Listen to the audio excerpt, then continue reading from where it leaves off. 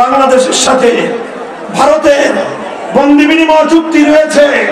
সেই চুক্তির মাধ্যমে খুনি হাসিনাকে ধরে এনে বাংলার মাটিতে বিচার করতে হবে। যদি সরকারের কেউ কোন মহল খুনি হাসিনার বিচারকে বাধাগ্রস্ত করবার চেষ্টা করে, তার বিরুদ্ধে বাংলাদেশের মানুষ গর্জে উঠবে।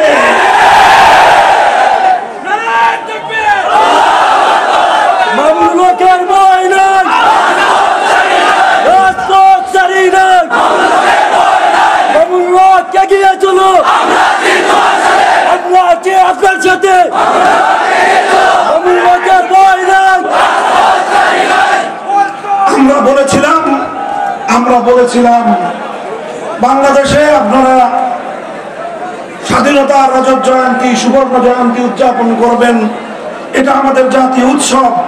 কিন্তু এই উৎসবে নরঘাতক গুজরাটের কসাইকে আহ্বান করে আমার স্বাধীনতার অনুষ্ঠানকে কলঙ্কিত করবেন না। আমাদের কথা ভালো লাগলো না। আমরা বলেছিলাম আপনার মরহুম পিতার ভাস্কর্য বানায় জাতীয় সম্পদ ব্যয় করে আমাদের ট্যাক্সের টাকা দিয়ে আপনি সাধারণ জাতীয় স্থাপনাগুলোতে, মহাসড়কগুলোতে আপনার বাবার মূর্তি বসাতে পারেন না। এদেশের মানুষ আপনার বাবার মূর্তি বানানোর ম্যান্ডেট আপনাকে দেয় নাই। আমরা মুসলিম জনপদে সড়কের মোড়ে মোড়ে এইভাবে তার বাবার মূর্তি বসানোর বিরুদ্ধে তাকে উপদেশ দিয়েছিলাম। মনে রাখবেন, আমরা কিন্তু হিন্দু ধর্মাবলম্বীদের মন্দিরের কোন মূর্তির সমালোচনা কোনোদিন করিনি। হিন্দুদের ধর্মাবলম্বী উপাসনালয়গুলোতে তাদের মূর্তি থাকবে, তারা মূর্তির উপাসনা তাদের মতো করে করবে। কেউ যদি সেখানে ব্যাঘাত ঘটাতে চায়, আমরা জীবন দিয়ে তার পাহারাদারি করব।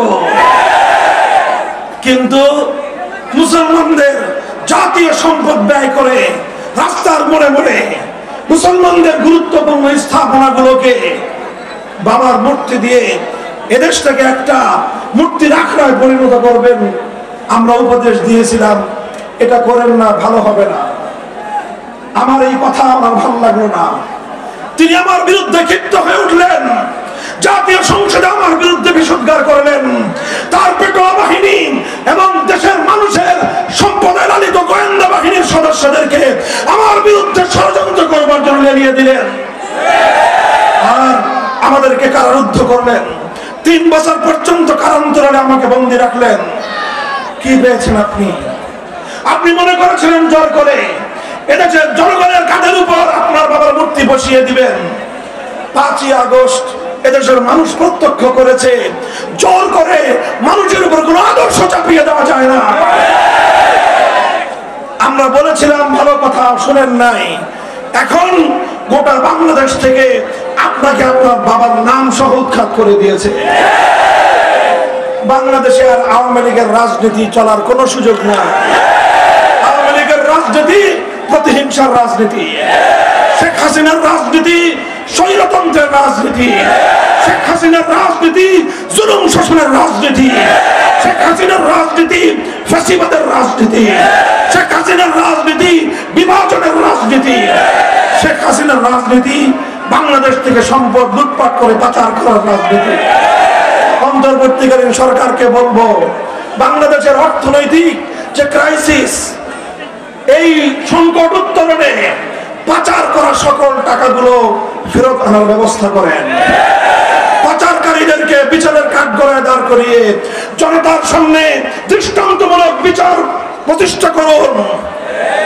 এভাবে হত্যাকাণ্ডের বিচার, অর্থ লুটপাটের বিচার, দুর্নীতির বিচার করে আগামী দিনে একটি জুলুম বৈষম্যহীন একটি সমাজ গড়বার জন্য আমরা এগিয়ে আসি। এর তাহলে সরকারকে এই দেশের মানুষ, ইসলামপন্থী মানুষ বিশেষভাবে সহযোগিতা করবে ইনশাআল্লাহ।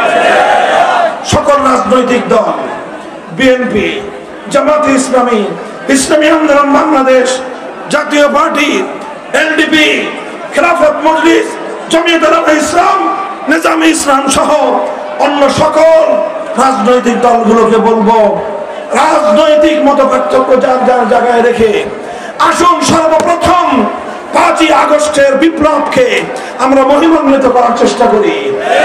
এই বিপ্লবের মহান লক্ষ্য মানুষের ঘরে ঘরে পৌঁছে দেওয়ার চেষ্টা করি। এই বিপ্লবের মহানায়ক তারা আমাদেরই সন্তান, তারা এদেশের ছাত্র জনতা। এই ছাত্র জনতাকে আগামীর দেশ গড়ার ক্ষেত্রে আমরা তাদেরকে সহযোগিতা করি।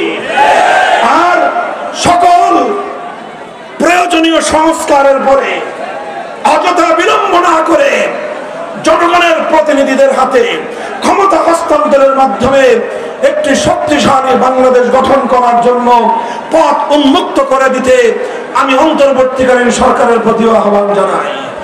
সংগ্রামী সাথী ও বন্ধুগণ, আমাদের চূড়ান্ত লক্ষ্য হলো জুলুম ও বৈষম্যহীন সমাজ। আমাদের চূড়ান্ত লক্ষ্য জুলুম এবং বৈষম্যহীন একটি সমাজ। মনে রাখবেন, চূড়ান্ত সাফল্য পরিপূর্ণ বৈষম্যহীন সমাজ গড়তে চাইলে মানুষের বানানো মানব রচিত কোনো তন্ত্রমন্ত্র দিয়ে হবে না। সেজন্য প্রয়োজন সৃষ্টিকর্তা মহান আল্লাহ প্রদত্ত রাজনৈতিক ব্যবস্থা।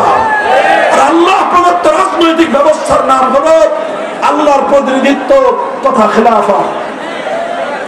তাই বাংলাদেশ খেলাফত মজলিস আপনাদেরকে আহ্বান জানায়, আসুন হাতে হাত রাখুন, টেকনাফ থেকে তেতুলিয়ায় খেলাফতের এই আহ্বানকে আমরা ছড়িয়ে দেই। বাংলাদেশ খেলাফত মজলিস, যুব সমাজ, বাংলাদেশ খেলাফত যুব মজলিস, ছাত্র মজলিস সহ আসো, আমাদের হাতে হাত রাখো। ইনশাআল্লাহ সকল জুলুমের বিরুদ্ধে আমরা সংগ্রাম অব্যাহত রাখবো। একটি ইনসাফপূর্ণ সমাজ গঠনে আমরা আমাদের সর্বোচ্চ ত্যাগ এবং কোরবানি স্বীকার করব। ইনশাআল্লাহ প্রস্তুত থাকবেন তো?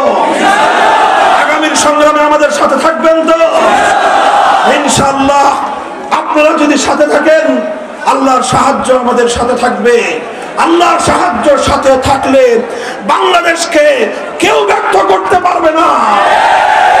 বাংলাদেশ যে উদ্দেশ্যে স্বাধীনতা অর্জন করেছিল, বাংলাদেশ যে উদ্দেশ্যে পশ্চিমবঙ্গের দাদাবাবুদের কর্তৃত্ব মানে নাই, বাংলাদেশ যে উদ্দেশ্যে ব্রিটিশ বেনিয়াদের থেকে মুক্তি লাভ করেছিল, সেই মুক্তির প্রকৃত উদ্দেশ্য সার্থক হবে ইনশাআল্লাহ।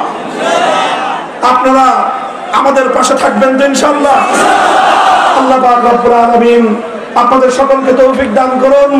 দীর্ঘ রাত পর্যন্ত এই প্রতিকূল আবহাওয়ার মধ্যেও আপনারা অনেক কষ্ট স্বীকার করে বাহুবলের এই বাংলা জনতার স্রোত আজ যে ইতিহাস সূচনা করলেন, এটা বাংলাদেশের ইসলামিক অঙ্গনের জন্য সাফল্যের একটি মাইলফলক হয়ে থাকবে। আল্লাহ আপনাদের সকলকে উত্তম বিনিময় দান করুন। আমাদের মরহুম সকল শহীদান, বিশেষ করে 2013 সালের শাপলার শহীদান, 2024 সালের বৈষম্য বিরোধী আন্দোলনের সকল শহীদানদের আল্লাহ পাক শাহাদাতকে কবুল করুন এবং তাদের আত্মত্যাগের বিনিময়ে একটি সুন্দর বাংলাদেশ আল্লাহ পাক করার তৌফিক দান করুন। ওয়া আখিরু দাওয়ানা আলহামদুলিল্লাহি রাব্বিল আলামিন। আসসালামু আলাইকুম ওয়া রাহমাতুল্লাহ।